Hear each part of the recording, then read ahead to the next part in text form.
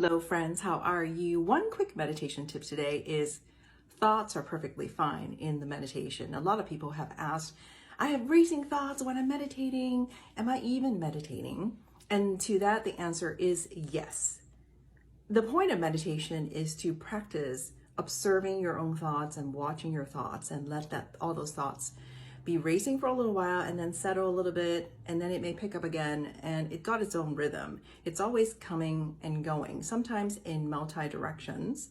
So watch your thoughts as if you're watching waves in the ocean, going in slightly different directions and going past and future, up and down.